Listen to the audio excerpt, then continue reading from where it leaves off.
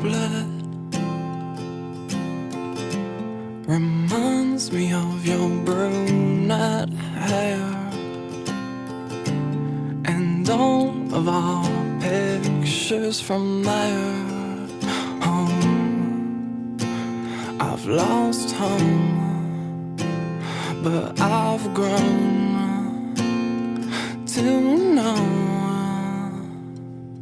that you were my someone. Shouldn't have let you pass. We could have worked it out. We would have made it last. Yes, you were my someone. Shouldn't have let you pass. We could have worked it out. We would have made it last.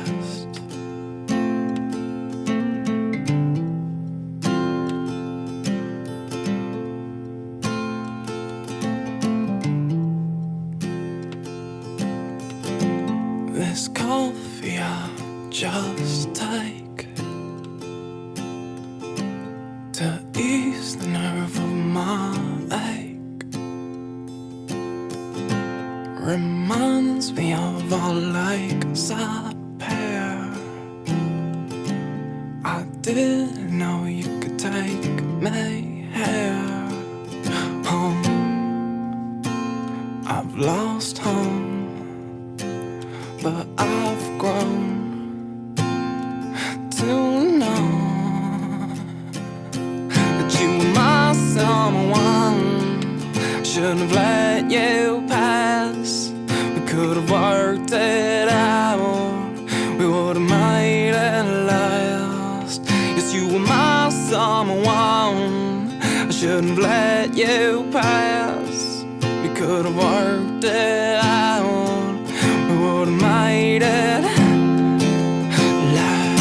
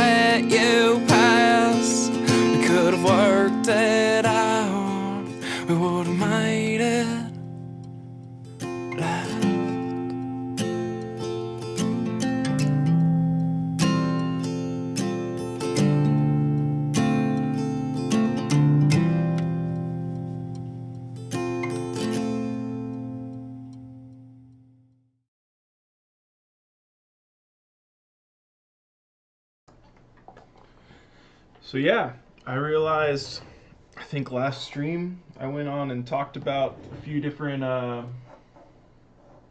old Loki Howell songs, and I realized you couldn't even hear him because I had it muted on my streaming service thing. I was able to hear it, and it showed it was doing it, but it actually was muted to you guys, which is so weird. Hold on while I change the exposure settings. Not that this matters too much, because it's so small. Anyways.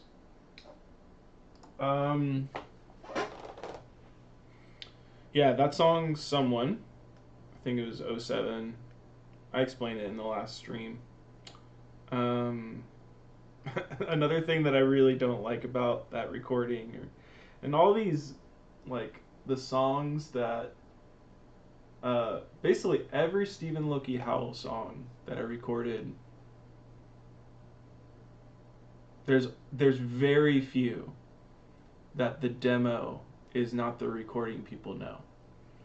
So I'm writing the song, and this is demoing the song. I'm not going and re-recording it. And so one of the things I hear in that recording, and it bothers me, is that there's a click track super loud in the acoustic track. And with today's technology, I could just take that all out and it would be fine. But oh, it was a long time ago, so I don't really care. But yeah, hopefully now I'll be able to share more songs. But we're just gonna basically get the toms situated, and then we'll get the overheads and rooms.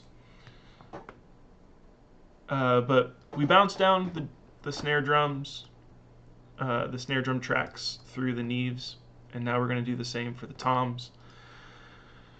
And yeah, so there'll be another. This is going to be a super short video. Maybe I'll share another song and like talk about it a little bit so that the stream doesn't seem pointless. But yeah, we'll dive into the sounds of the toms for this record, at least for the tracking chain. And I explained what I'm talking about in the last stream as well. Last stream was a big stream for a lot of reasons. Okay, here we go.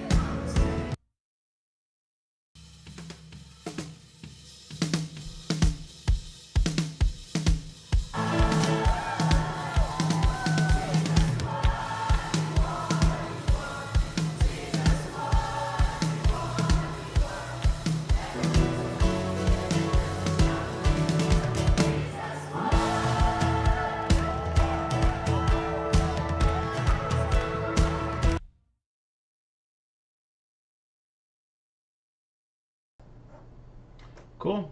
So you'll notice a lot of low mid cuts. Um, I started actually taking more low end away from this floor tom because it just wasn't like bouncing when it hit. And so it usually doesn't, to mangle all those low end pieces together so it actually like bounces when it hits in the low end. It's kind of difficult, so a lot of times I'll actually just take some of it out and just let it be more a placement kind of mic.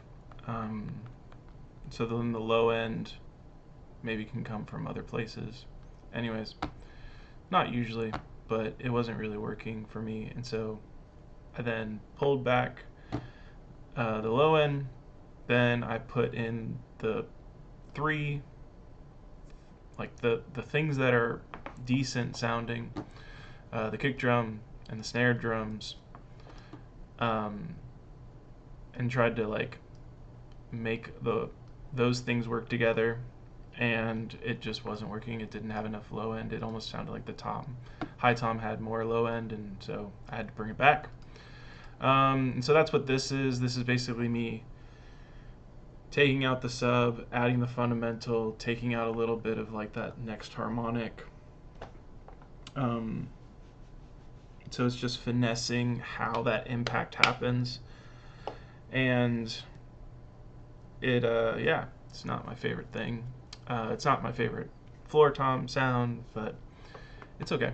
And then the high tom's usually pretty easy. Again, there's so much low mid cutting, and that's kind of what these Neves do. It's great. These two frequencies, cut the low mid of that you want, turn the high end, turn the low end. Like it'll shape it for you, so it's really good. Interestingly, maybe the floor high tom's a little high or lower than high toms usually are, but usually I use this frequency for high toms and almost around that same spot. But it was a little lower, so the fundamental, and basically if it's lower and then you have the frequency higher than the fundamental or like the good spot for it, what ends up happening is you're bringing up that second harmonic or third harmonic that's like above the fundamental, and so that's actually what you're kind of like getting rid of here.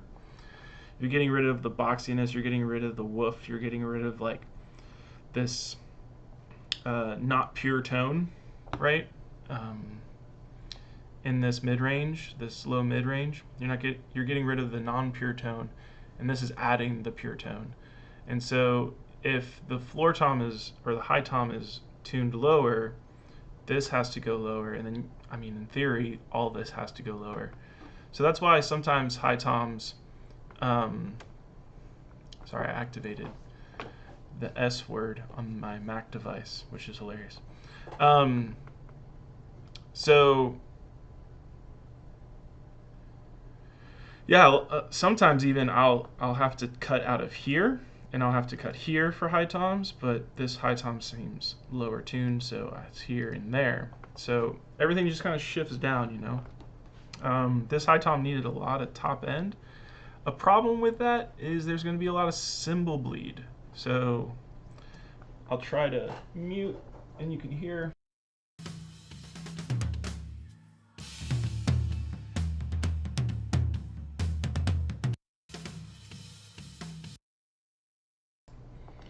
So when you turn up top end and fidelity of the stick actually hitting the tom, I mean, you're gonna have a lot of cymbal bleed through all these tracks. And as I said, I go in and I cut all the noise out.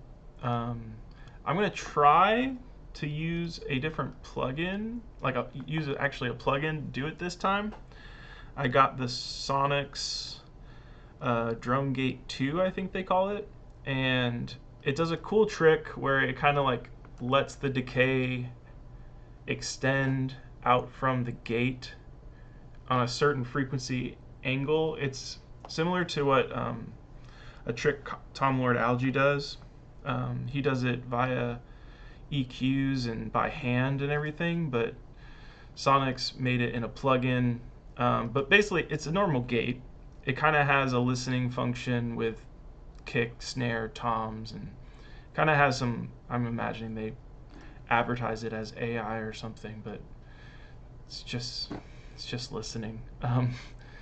Yeah, so it has some frequency range listening features, which is great because then it zeroes in on just the tom sound instead of the snare or the kick drum sound.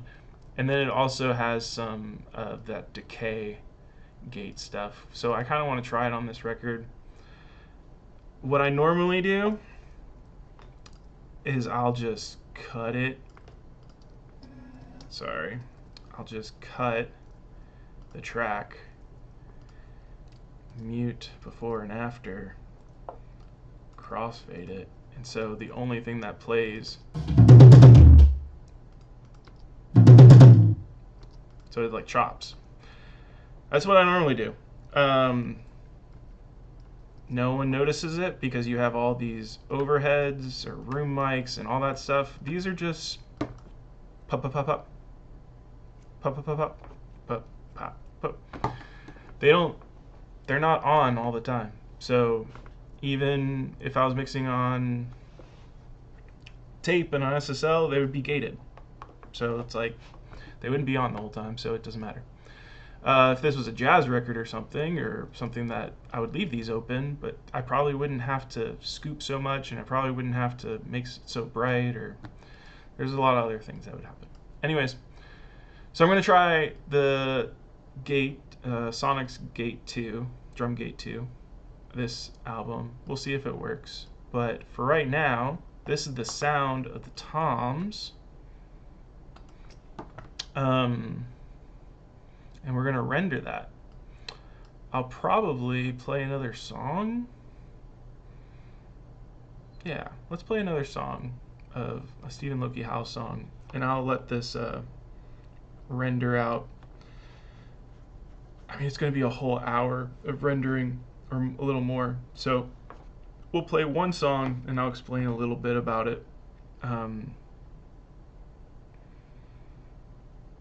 Yeah, and then we'll dive into. No, then probably the stream will end. So let me commit this.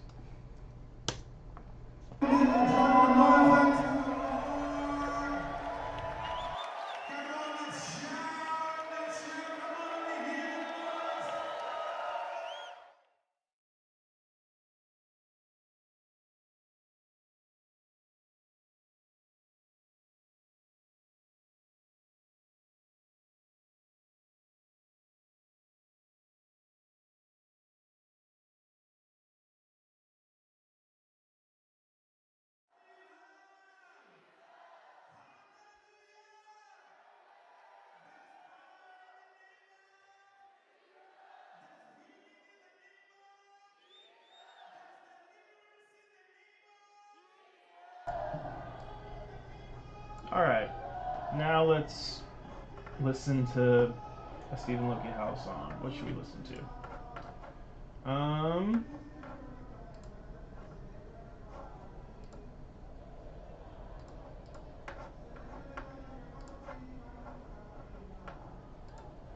What should we listen to? So at the end of last stream, I was going to play demo number 1. There was also Texas Blue that I played and Thread Count. Let's play demo number 1 and I can talk about that a little bit. Here we go.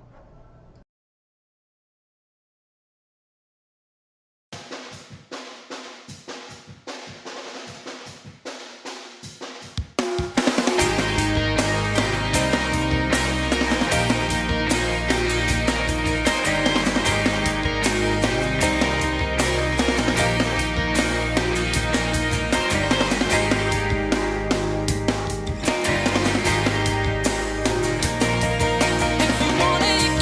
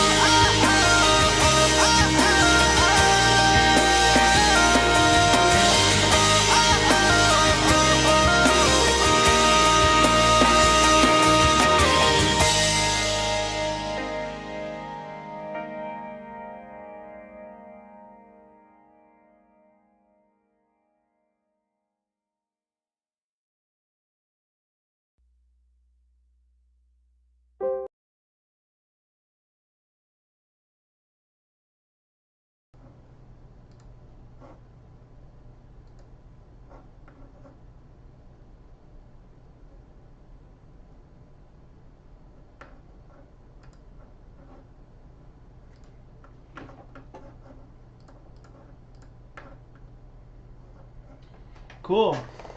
Yeah, so demo number one. The theme around demo number one was kind of because so there was a era of music, Warped Tour, and like screamo, emo, hip hoppy kind of thing. So like bands like 303,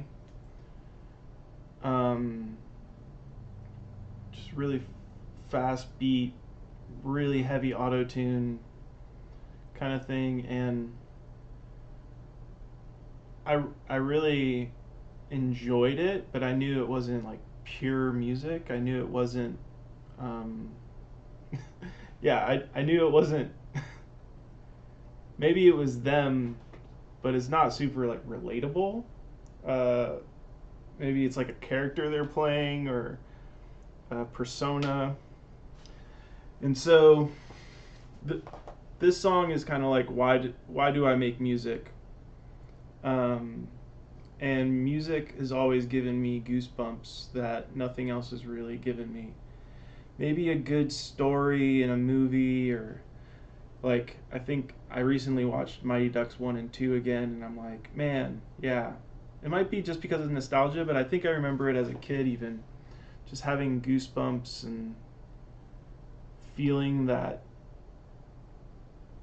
amazingness of art, basically, and of, in my opinion, God giving us a gift of a story or music or movie or something, and I can just tell when it is the way it's supposed to be by how my body reacts to it. And so the song has to do a little bit with that. Obviously there's like a relationship kind of thing to it, which honestly has nothing to do with the song, to put it sadly. And another cool thing about this song is it was probably around 07, 08, 09, no, yeah, like 06 or 07, I imagine. And I started writing this like acoustic pop stuff and started doing my career. And there was a friend's band they moved to Nashville to try to make it, and then they moved back. And I guess things didn't work out, and so their band actually split up. And so Taylor and Ben were from that band, and I said, hey, would you like to be part of like Stephen Loki Howell, like this band? So be like part of the band. And they were good with it, kind of, I guess. And but they played on this, so like Taylor's playing guitar and Ben's playing bass. And then I'm trying to remember the drummer's name. He wasn't from that band, but he was friends with Taylor and everybody, and he was a great guy. He played for a big Cincinnati rock band a little bit after this. It's not Taylor. Maybe his last name was Taylor. I don't remember. I feel so bad. Again, a great guy. Super nice. And Taylor now is crazy mad at me over a guitar, which is a really long story. And if he chimes in the comments, I'm sure we'll talk through it. But yeah, so this is the first time actually anyone else played on a Stephen Loki Howell song, and it's amazing. They did so good. So we went to, funnily enough, we went to a storage unit facility, so basically all metal all the way around, and recorded the drums. We had a storage unit, somebody has a storage unit, maybe I rented it, maybe one of them rented it, I don't remember. Somehow there was a storage unit, and we placed the drums there. I brought my mobile recording rig there, and we set up, I think every microphone was a 57 on that recording. I think every microphone of the drums, guitars, everything was a 57. Not like individual, like I had multiple 57s, but the room mics, the snare, toms, kick mic, everything was a 57. And the first time having, other people play on my music, and it was amazing. They crushed it. They made it. This is the first time I've ever experienced playing with people, and they made it better than I thought it could ever be. I don't, it's sad for me to say, I don't have that feeling very often. I don't have the feeling of collaboration. I don't have the enjoyment of collaboration that a lot of other people have, i.e., they're always wanting to collaborate, because there's been a lot of times I've collaborated with people and it's been worse than I could have just done it myself. I.e., I could play the bass better, i.e., I could play drums better, i.e., I could do all this other stuff better. But I'm having to let you do it because you're the drummer or you're the blah, blah, blah. But they were all so much better than I was. Probably they were better than I am now still. So let alone how bad I was back then. Them back then is probably better than I am now. And they're really great. So I appreciate them playing on the track. Turned out, I don't remember what happened. I was probably a jerk or something, and we didn't actually play shows as a band. I don't think we ever did. There's another group of people where I did play a show or two with, and that's a funny story. That's a story tied to Goodnight Goodbye. But with demo number 1, a lot of people like it. There's a funny thing with, 2 funny things. One of them's a lyrical issue. So in the second verse, I think it is, I say, I know you're free to choose. I know you are free to choose.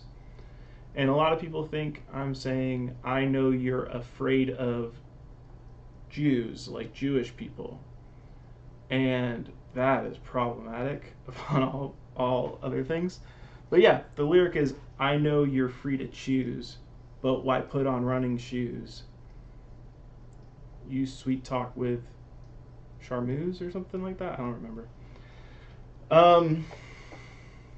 So that's a really funny thing with lyrics. People ask me all the time, why do you say that in your song?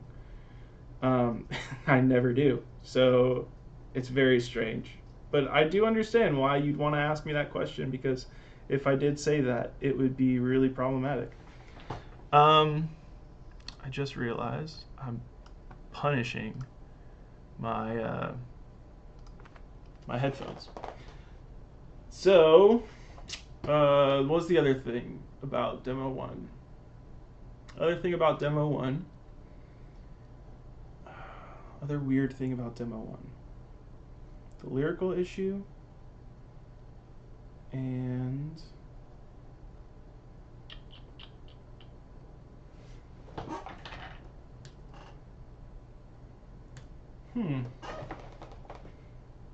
oh, the auto-tune. So yeah, as I was saying, bands like 303, all that stuff. Basically, I wanted a song that had the juxtaposition between the tools and auto-tune and all the things that were cool and hip and popular at the time, mixed with authentic, this is how music really sounds. And so what's cool is like the drums and everything is really real, but then there's this moment where I turn auto-tune on, basically like the T-Pain mode, which is 4 retune speed auto-tune in auto mode, and you just put the key right in it. And I just gonna make sure the chat is good. Cool. And so yeah, so there's this moment in the chorus where I flip on T-Pain mode and auto-tune, and like, you hear the auto-tune sound, and it kind of sounds like basically showcasing to the audience, this is how you get that sound. Like, it's cool, it sounds great, and it's exciting and all that. But then I think I double the chorus, and then I turn off auto-tune, any pitch correction, anything, and you can hear I'm not perfectly in pitch. And I remember feeling extremely vulnerable about it, like, oh, well, maybe I'll just Melodyne, which was like the only other tool at the time, or kind of like fix it in some way. But I was like, the point of it is to be real. So if I fix it, it's total dookie. It's like I would be such a liar, and I would be so fake. And so yeah, there's basically a version of the chorus with auto-tune really tight to make it cool and hip with the times or whatever, and then there's the unpitched chorus, which isn't that, like, but it's real. And that's what the beauty of it is to me, at least. I love that song. I love that song thinking about Taylor and Ben and, oh my goodness, still can't remember the drummer's name. But thinking about that time was really cool. It was a very cool time in my life. And then, yeah, I mean, let's listen to another song, and maybe I'll explain a little bit more about that one too.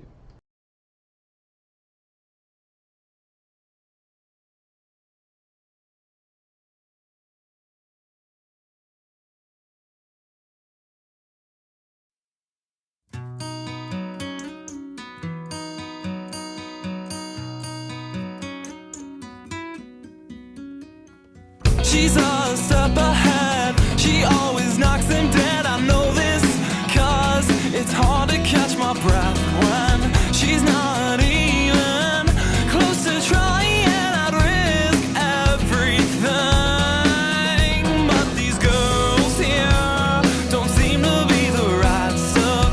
They overcompensate. Oh, I wanna fall in love with a simple, simple girl. I wanna fall in love with a simple, simple girl.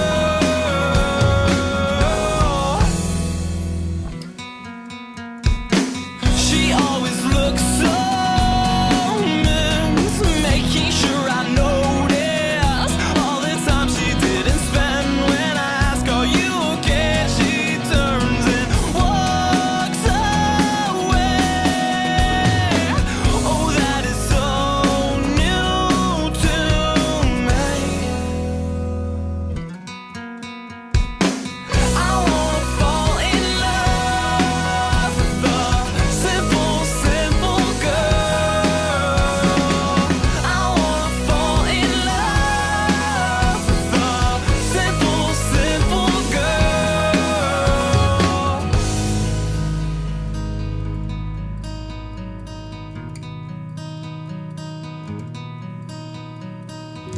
Every girl that I've ever fought for turned out to be above you wanna be and nothing more.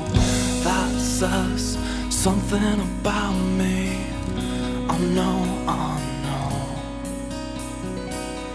But now that I've reread the books, that I fell in love with the women, it looks that I don't believe in plastic that breathes. I wanna fall in love with a simple, simple girl. I wanna fall in love with a simple, simple girl. So I'm gonna fall in love with a simple, simple girl.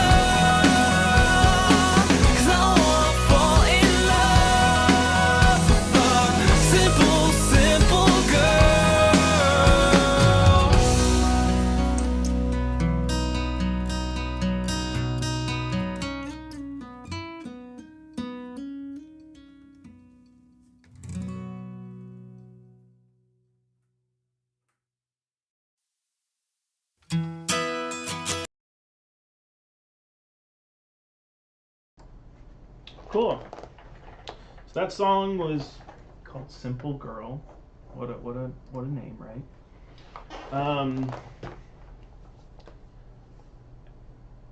And yeah, so around that time, so this was after Nashville. I moved into my parents' home in Florida for a couple months, I think. I don't remember how long it was, before moving to Los Angeles. And so at that time, there was a guy named JR that we kind of like, he was managing me, kind of. We didn't have like an agreement or anything, but he's in the band Less Than Jake. And I mean, his name's Pete, but yeah, he was kind of like guiding me on a couple things. And this song originally was called British Girl. And so there, like, the chorus was British girl, I wanna fall in love with a British girl. And he was like,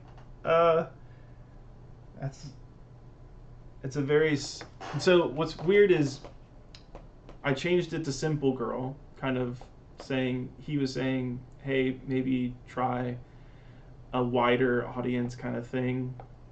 And what's interesting is the verses on this song have very British girl themes. Oh, she always looks so mint. Mint's like a more British saying. And are you okay is kind of like British saying of like,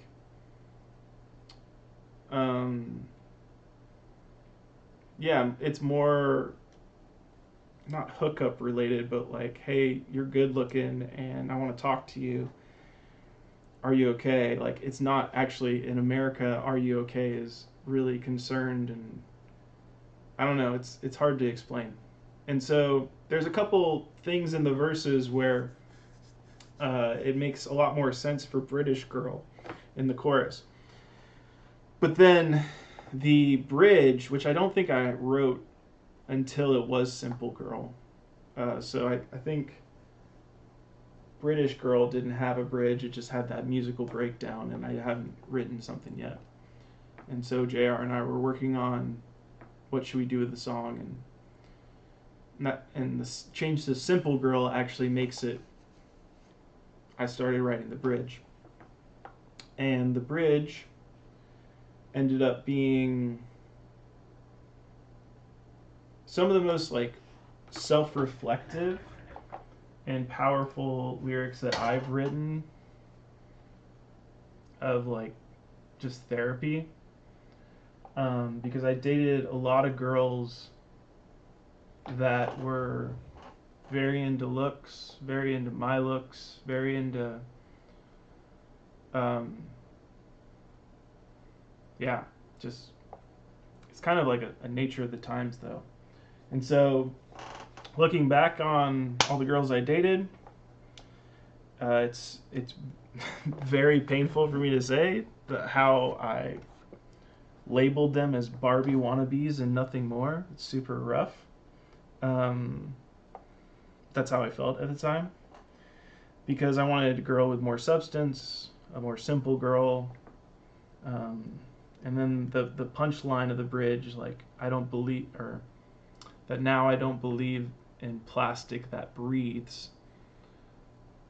That yeah, that's one of just my favorite lines I've written in that self-reflective nature. Like, in the bridge, I also mention how I know it says more about me than maybe it says about them, that I would only date girls like that.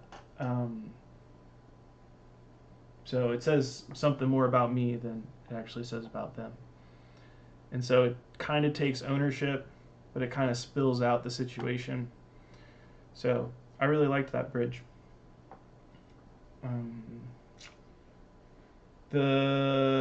I think this is when, I could be wrong, either this is Andrew Brooks playing with me on this, or this is actually when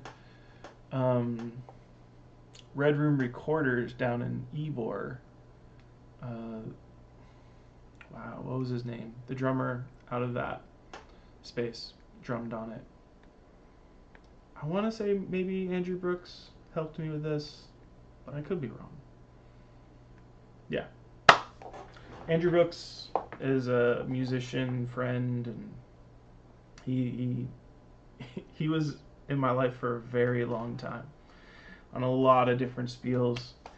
Great producer, great arranger, great musician, great performer, great everything. I think he lives in Greece now with his now wife.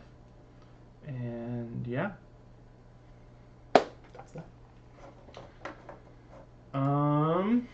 Let's do one more song and then we'll be done.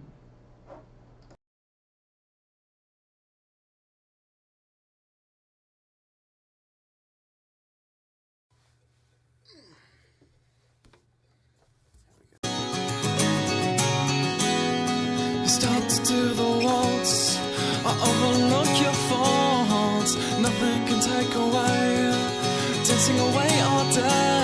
So I ask the question now, can you show me how to love once again and make me a prince among the men? Make me a prince among the men. 'Cause I am ready for something new. I am gonna run to you. You have been undervalued, so I am running my Texas blade, my Texas blade.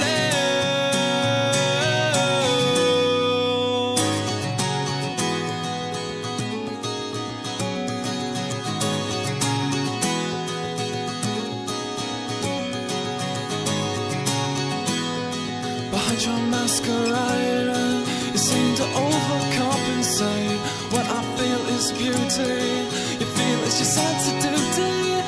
I don't mind your name, even if it's your only fame. So I got all we need, so spend some time alone with me. Spend some time alone with me.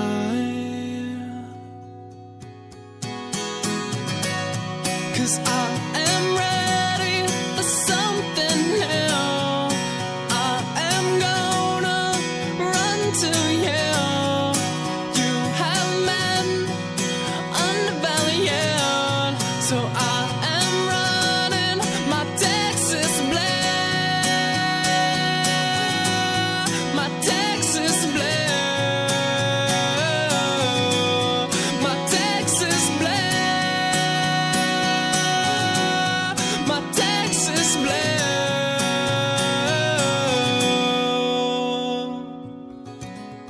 So here you are again, wondering if you trust another friend.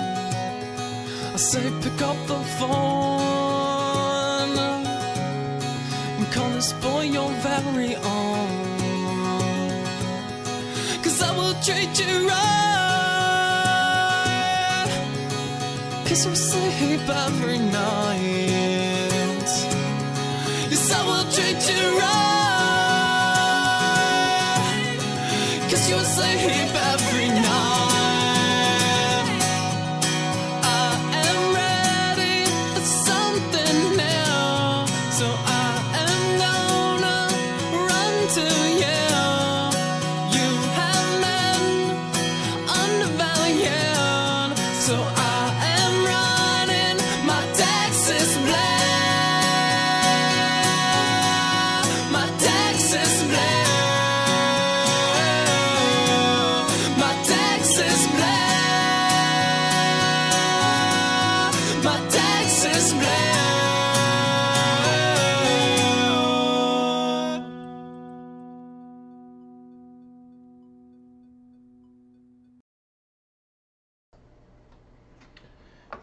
Great.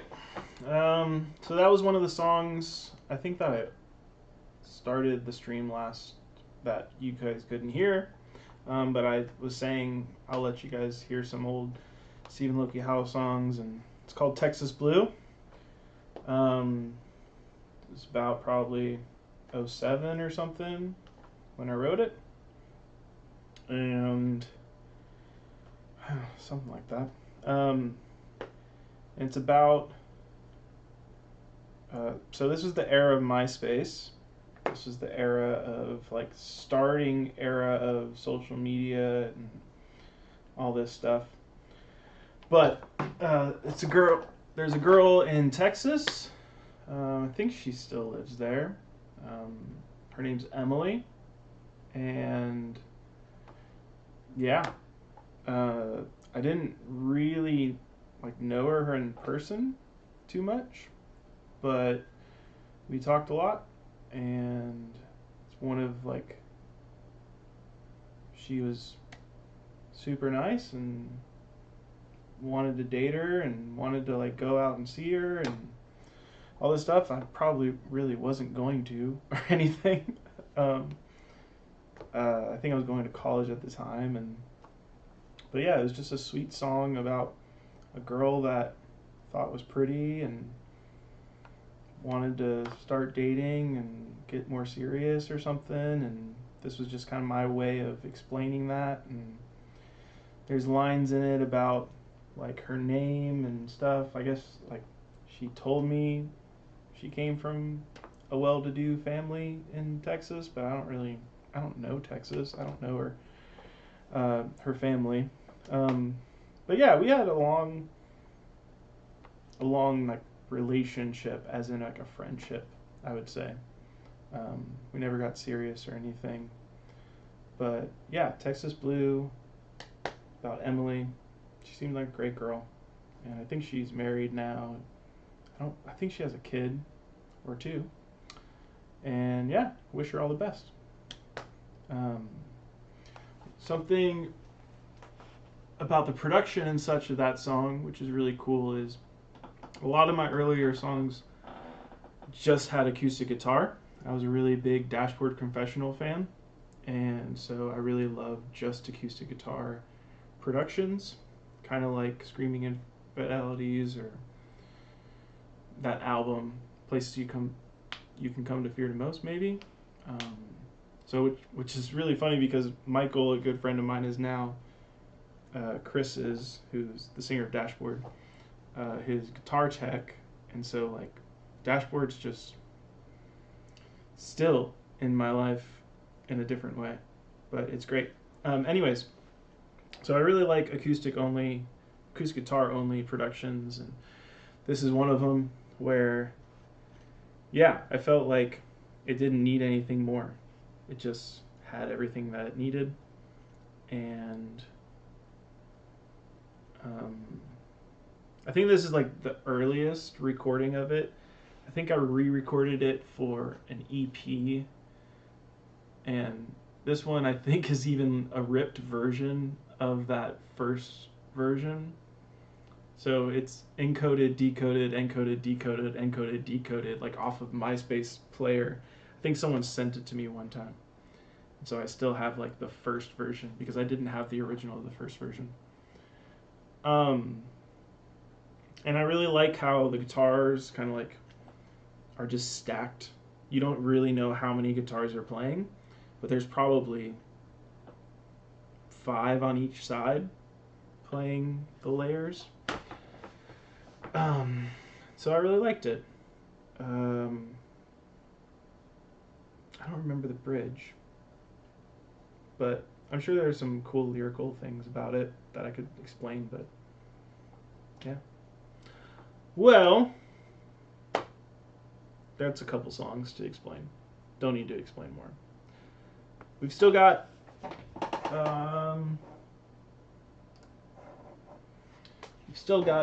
32 minutes of the toms bouncing down.